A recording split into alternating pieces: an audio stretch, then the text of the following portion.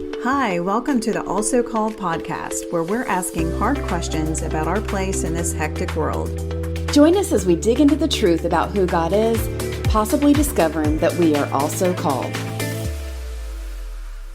Welcome to the Also Called podcast. In today's episode, we'll meet two writers from our soon-to-be-released book, The Other Disciples.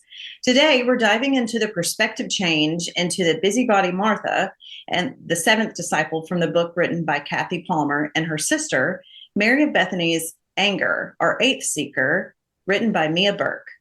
Join us as we discover who they were, their remarkable experiences, Martha's new way of considering Jesus' observation of her, and her sister Mary's response to her disillusionment with Jesus in a situation. We'll consider what their stories offer us today, so get ready for the journey into the heart of grateful and surrendered followers. Let's get started. Today, we're talking with you about what we learned in our conversation with the authors, and we wanted to share the highlights right from the authors' perspectives.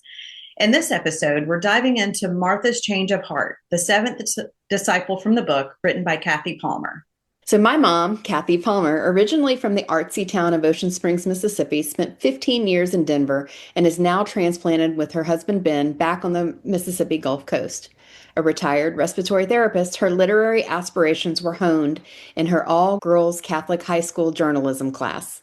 Cathi has led 2 women's Bible study groups and local outreach ministries on the West Bank in New Orleans, but her most significant accomplishments are her 3 adult children and their families. Oh, thanks, Mom. Who is Martha? In my chapter, her story is found in Luke 10, verses 38 through 42, John 11, verses 1 through 45, and in chapter 12, verses 1 through 9. Martha of Bethany. Sometimes people confuse her with the other famous Martha, Martha Stewart, the homemaker. Both appear to have a gift of hospitality, the perfect menu, the perfect cozy home and garden, and a doer. However, our Martha, the one from Bethany, lived over 2,000 years ago, and she's immortalized in the pages of the Bible as a follower and disciple of Jesus. When we first meet Martha, we find her complaining to Jesus about her sister Mary, who's not sharing the responsibility of serving and hosting Jesus and his entourage. So, Miss Cathi, I think I might know a part of this, but what drew you to being a part of the other disciples? Well, besides not being able to say no to Mia, I've always had a connection with Martha, the busy person, the person who was always doing and making sure everybody was fed, was comfortable, was included. And sometimes I missed the important thing. In an event, I wasn't really focused on what the speaker was saying. I was too busy being perfect hostess. So I really identify with Martha. Over the years, I found that, I don't know if it was because working years and years in the medical field made me this way, but I definitely defined myself as a realist. Martha was a realist. And the clue from that for me was when Jesus called Lazarus, her brother, forth from the tomb. She's like, "But Lord, it's been 4 days. He's going to stink."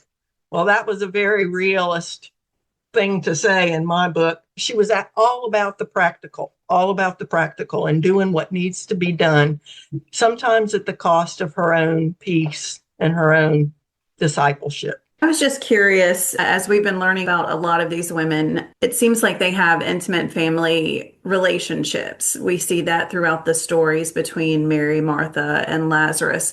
I just wonder, and this is just me thinking about the actual personal lives, and sometimes because of the heart of the person, they don't necessarily fit in with the cultural norms. And so I just wonder if, as a family, they seem to have close relationships. And so Dad was a part of educating his daughters at home, especially since they own property. And again, they have close relationships. I just like to imagine that Dad had a part in that, but that's just me. That's a likely thing because I've read novels, for instance, where the dad took the daughter under the wing, even though it wasn't the norm to school them, and they did. They taught them the alphabet. They taught them to read. They taught them Torah.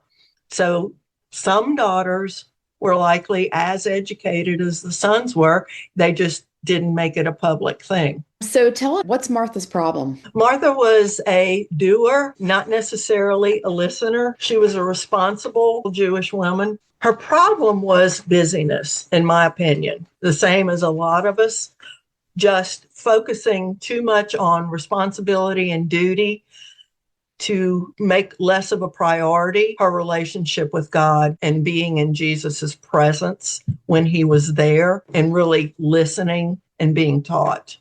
In Hebrew, the concept of Hachnassat Orchim is a core value of Judaism. It's considered a sacred act and a mitzvah, or a good deed. In other words, in Jewish culture, they were more or less obligated to show hospitality to the stranger, even as so far as offering them a place in their home overnight if they were stranded somewhere. So there was a lot to hospitality. It was considered as important as studying, and it is greater than greeting the divine presence. It was essential for creating community, and it comforts and anchors people in good times and bad. It was considered an expression of kindness, or as they term it in Hebrew, Gemilut Hasadim. And I don't speak Hebrew, so I'm sorry I'm butchering these terms. Jewish tradition emphasizes providing food, lodging, and a gracious welcome to guests, especially those in need.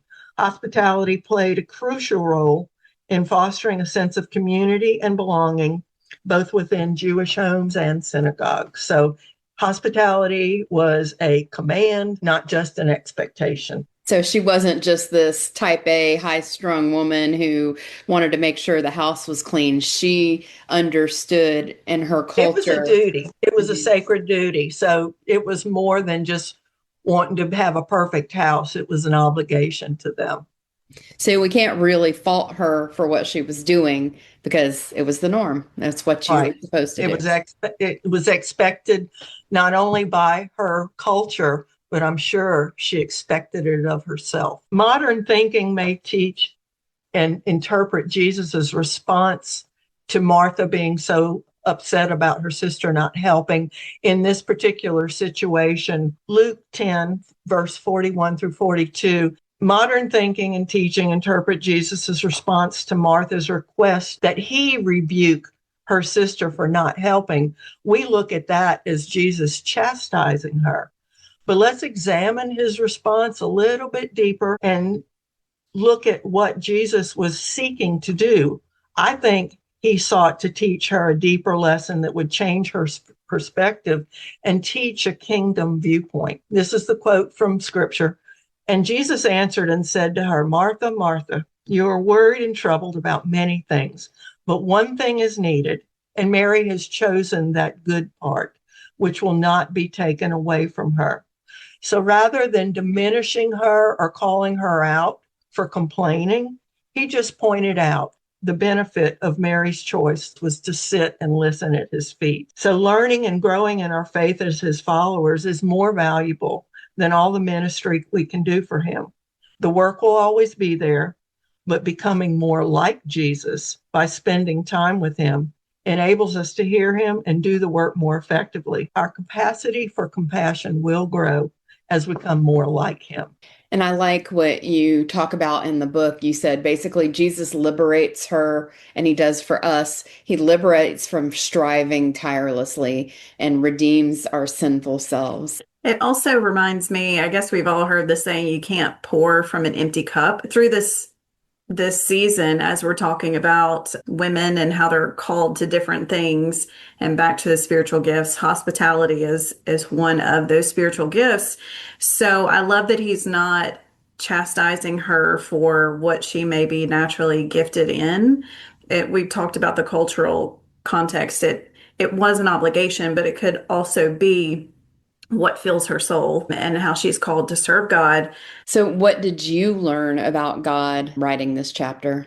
God's heart is for communion with his children. It's not about how much we do for him. What we do for him is an outpouring in the outflow of our love for him, not because it's commanded. Anything is commanded that we do for him. It's an outpouring of our love To me, that takes a big burden off of people, not seeing God as this guy up there with this big checklist. Okay, she did this for me. She did this for me. I don't think he's keeping score at all. I think he just takes such joy when we come to him as his children and spend time with him.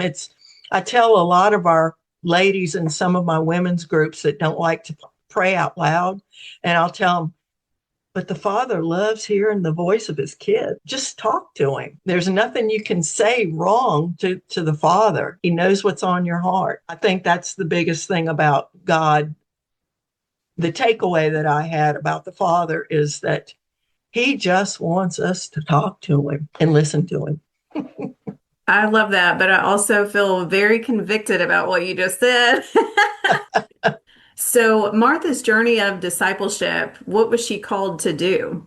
I believe, first and foremost, as a follower of Jesus, she was called to trust and to believe. And I don't think she had any problems with either of those, but she was also a disciple. She was someone who listened to him, followed him, obeyed him, and sought to be a testament to other people, a witness to other people of who he was. I believe she knew straight off the bat he was Messiah. She knew who he was. Her ministry was to share him with others. And it was also supporting his ministry because he was in her home and all his disciples on more than one occasion, two that we know that were documented. Supporting his ministry was a big part of who she was as well. When you think about what a disciple is, can you tell us a little bit about what does that term actually mean in the first century? I discovered some things about being a disciple that I didn't know when I started looking into this. Becoming a disciple of a particular rabbi or master was, in the first century particularly, was much more than just studying under him. We just have this picture of all these guys sitting around their master on a rock, listening to him teach. But it was more a case of them being committed to become just like him. When he taught, you would contemplate his every word. They were constantly quoting their rabbi. They would study his facial expressions and even mimic the hand gestures. So it was becoming just a little mini me of that rabbi. And I did not realize the extent and the seriousness of what it meant to be a disciple. And so I think about the weighty responsibility of not being my assertive personality a lot of times because I thought it was unchristlike, when actually, not that I'm here to offend people or to start trouble, but sometimes I need to be that who I was made to be because that's who my Jesus is. He is here to ask the hard questions, and he is here sometimes to point out truth with grace. So anyway, I thought that was really interesting, just the responsibility we carry if we say we're a follower. Okay, Miss Cathi. So how do you see her story applying to our audience? And do you have a challenge for us that we can apply to our own lives today? What I took away from Martha was the demands of everyday life. They're overwhelming with all the responsibilities and duties we have. Even though we have technology now to help us with our daily chores, with getting to and fro, with communicating with people, we have all kinds of things to help us. We have less time. I don't know how that works, but we do. Societal demands, relationship demands. These all take their toll on our time, our emotions, when we feel like we want to pray or not. It can draw us away from our time that we wanted to spend with God.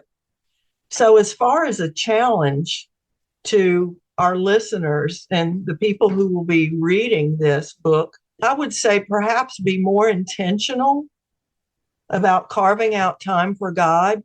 Make it something that we plan in our day. God needs to be our priority because, as in any relationship, you only get out of it what you're willing to put into it. So make it intentional to make time, even if it's only 15 minutes a day and you have to set a timer saying, this is all I got. He understands that. whether it be by devotional, reading scripture, even meditation, as long as God is the focus of that meditation, and just talking to him. I know that for me, the best part of my day, as far as my mind working, is the early morning. I'm a very early riser. So one of the things I had to do is become intentional about him getting the start of my day, because I'm most alert, most aware, most open, I guess. So, I usually get up between 4 and 5 in the morning. And after I have a little bit of coffee, I come in here and I start my day with him. And then I have like certain practices that I do in order to do that. I have a prayer list that I pray through, and then I read from the word, and then I do a devotional as well. And that's kind of how I'm able to center my day. And then I'm really a big proponent of the end of Psalm 90, where I ask him every day to establish the work of my hands, so that I'm kind of consecrating or dedicating my day and my work to him. And then I'm asking him specifically to give me strategy on the different things that I do.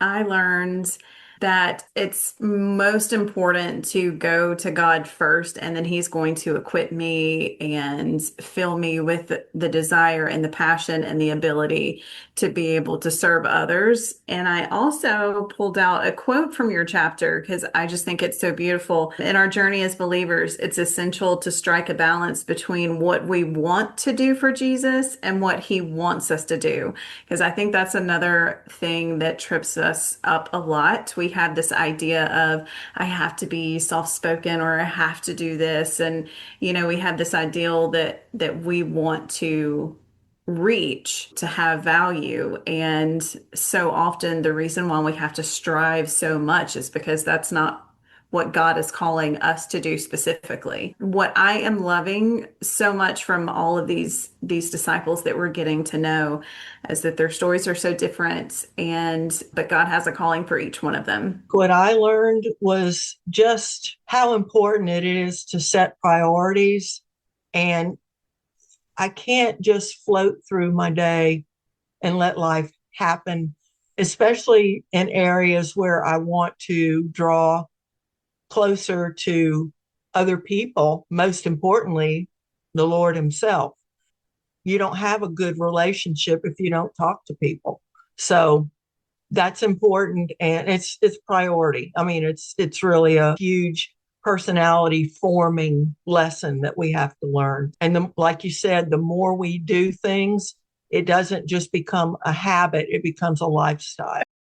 As we continue, let's look at Mary's disillusionment with Jesus, the eighth disciple, from the interview highlights in the soon-to-be-released book written by Mia Burke. Okay, so today I'm going to introduce you to Mia, who is the author of Gone Girl, Mary of Bethany.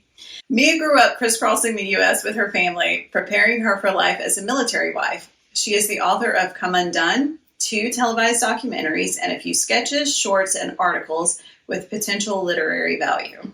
She has also written many research papers with her MFA in Communications and BA in English, persuasive marketing, copy, and more checks to educational institutions than should be allowed. After many years of pursuing a patchwork of careers, including waitress, printer, producer, college administrator, maid, college instructor, magazine curator, and communications director, Mia finally accepted that she is a writer and writes full-time.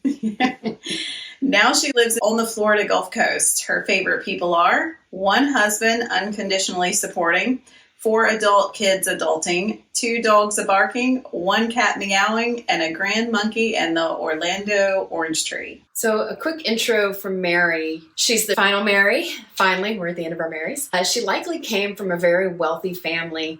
We know that she has a sister, Martha, and a brother, Lazarus. And she comes from us in Luke 10:38 through 42, and John 11, 1 through 45, and then again in 12, 1 through 9. We know now that she possibly helped finance Jesus' ministry and wasn't just a cook at a dinner party, as many have taught us that Martha was. She's the youngest of her family, or possibly the youngest of the 3 siblings, given the nature of her interactions with Martha. And when her brother dies, she doesn't know what to do with that. So that's the basics of who Mary is.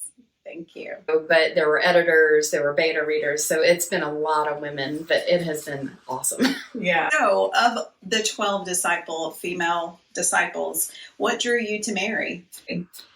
Part of it was necessity. One of my friends ended up needing to drop the project at the beginning because of a ministry commitment. But the more I dug into Mary's story, the more I could relate. Her story, at least how we're exploring it in this book, because again, this is a conversation about Mary, not the definitive of. It had to do with her dealing with disillusionment, if not outright anger. Mm-hmm. And I was new to that because I was living in that same place. And after much prayer, I left a job that didn't fit. And for a whole year, I didn't have an income. I just trusted God that I felt called to write. So I wrote, and it was really scary not having an income for a whole year. And things had gone from bad to worse as I continued to write, both financially, spiritually, relationally, and mentally. And I just became a wreck with even more baggage than when I began. So as I explored Mary's story, it made me start taking a look at my own, and it made me see myself and things that I was carrying that I didn't want to go forward into life holding on to. And so, it was necessity that I had to write about her, but the more I dug in, it was like, God's like, this is who I need you to write about because we need to deal with your issue with anger.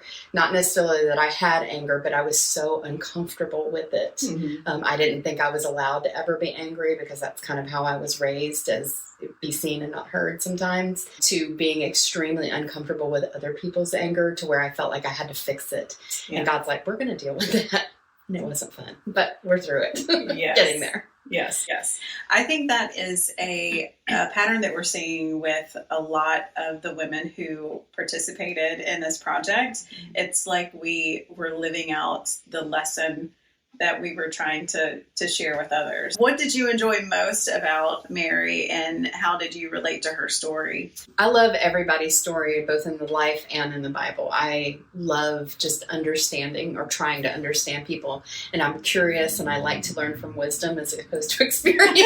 Academic of me, if I can help it. So I'm at a place in my life where I'm somewhat deconstructing the dogma and the doctrine of what I've been taught. It's not a faith issue. I mean, I am attached to Jesus. He is my anchor, but I'm just starting to ask questions about why do we believe what we believe? And so one of those things is this whole idea of the pedestal we've put these people in the Bible on. Mm-hmm. In my last fiction piece, I did a deep dive with David and was on a quest to understand. He did these horrible things. He had a man killed basically and committed adultery with his wife, but he was still the man after God's own heart. And yes. I'm like, again, going back to that whole thing of needing to earn God's love and, how I understood God before. I was like, how do I become the woman after God's own heart if I do all these crummy things that I do? And so it just really became this exploration of forgiveness and like learning to forgive myself.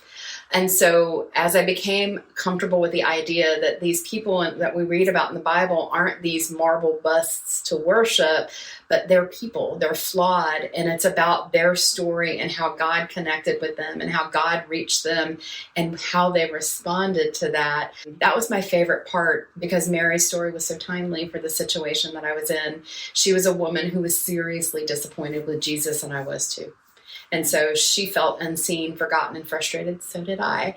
And I knew that I had a call in my life and an opportunity to use it. So, I just wanted to see that God had a bigger plan for her. And that might mean that he has one for me too. Tizuzna, I'm not sure how you say it, but it's Tzenuah. And it's the private role of women. And it's based on Psalm 45:13. All glorious is the princess in her chamber.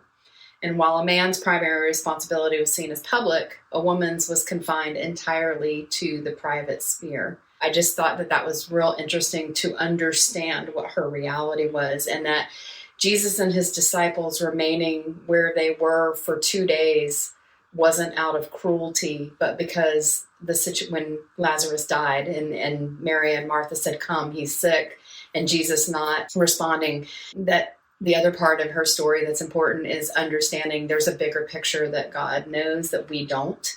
And so watching a woman who's disappointed or disillusioned, what do you do with that? And then Mary stayed home when Jesus came finally, and he died, and Lazarus had died. She stayed home. So I thought that was a really interesting part of her historical cultural context. Yeah. Yes. With her struggle, what would you like to cover more about her issue that she had? Again, going back, just her disillusionment. If you look in John 11, 1-3 in the ESV, we find her brother Lazarus is sick. So now a certain man was ill, Lazarus of Bethany, in the village of Mary and her sister Martha. It was Mary who anointed the Lord with ointment and wiped his feet with her hair, whose brother Lazarus was ill. So the sisters sent him saying, Lord, he whom you love is ill. And so what I thought was really interesting, she's so disappointed in this teacher who, in a couple of scenes earlier, we had seen her sitting at his feet and just eating everything that he's saying and taking it on and just trusting him because it was a good time. He was radical. He was letting her sit at his feet. So surely when I call, he's going to come, right, and he's going to fix this, and he doesn't. So I just think that we really need to understand how, or really think through the times that we've, just, ridden the high of our faith and it's great and everything's great. And then something happens and he didn't show up, or he didn't show up the way we thought he should show up. And what do we do with that? The vending machine, people use their prayers. Our God is like a vending machine. You put your quarter in and you want this preconceived notion already. And when it doesn't turn out that way, if you're not strong in your faith, it can really make you question everything if you don't have that firm foundation in that relationship. Yes. Who you think Mary is as an individual. Tell me what you learned about her. Well, again, she's me. She self-isolates when she doesn't know how to deal with her emotions. She is wondering, she's hurt, she's maybe even angry. We don't really know because it doesn't say. But she's disappointed in Jesus. And then what do you do when he doesn't do what you think he should? And I think what's interesting about her is we'll see she allows him to put both herself and himself in the proper places. And like you said, not be the vending machine God of, I showed up because you called, right? Which he is always with us. He's Emmanuel, the God with us, but he knows something that we don't know. So, yes. Yeah. So tell us about what Jesus did for her. When she gets there, he didn't let her stay there. So how do you see us today applying her story to us? A couple of things. Surrender. She let Jesus reorient the situation, that she is human, he is God. But she surrendered first. She goes, okay, I'm going to go. And she knew that God was big enough to handle her and her situation. And you can know that God is able to handle you and your situation. Be angry, be disappointed, be disillusioned, but don't stay there. Let it out and work it out with him. He's a big guy. He can handle it. I think writing is powerful. I would encourage you, if there's something that you're going through, that year and a half that I went through this really crummy season in my life, I did a lot of writing. And psychology tells us that our emotions are felt in the brain and the body, but they aren't assigned language yet. And so emotions are housed on one side of our brain while our words live on the other side. And so journaling or writing about your feelings will assign those feelings words and pull it to the other side, which then allows you to start getting them out. And some things you can ask yourself is to get at the whys underneath. Why are you feeling what you're feeling? Why do I feel this way? What are the circumstances? What's my part in them? What's somebody else's part in it? And what can I do? Where can I go from here? There's just amazing journal prompts all over the internet that have been developed by therapists that can kind of help you on that journey.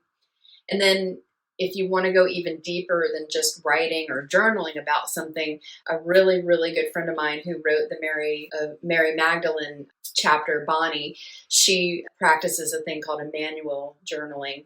And what that is when you invite Jesus into a memory or a situation and you ask him his perspective on it. What does he see? Is it different than you see it? Why is it different? What does he want to heal or give you a new perspective on? And then adding that radicalized my healing journey. This coupled, and we'll cover this in Fatini's chapter about the narratives that we build, really changed my perception of the truth of what had happened in this work situation.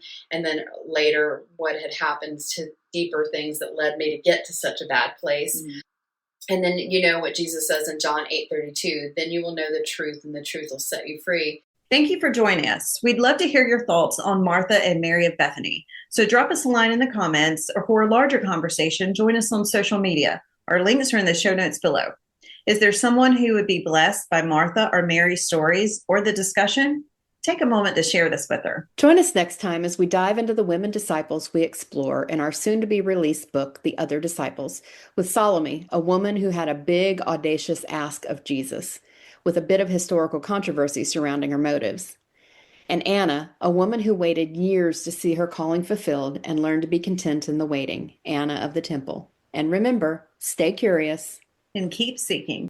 Thank you so much for joining us today. Also Called provides a space for honest conversations about the truth of who God is, who we are, and the relationships He wants us to have with Him, each other, the church, and ourselves. This episode was just the start of the conversation. Be sure to check the show notes for extra resources to go further. You can also find our social media sites to join the discussion. Don't miss our next chat by subscribing to our YouTube channel or wherever you listen to podcasts.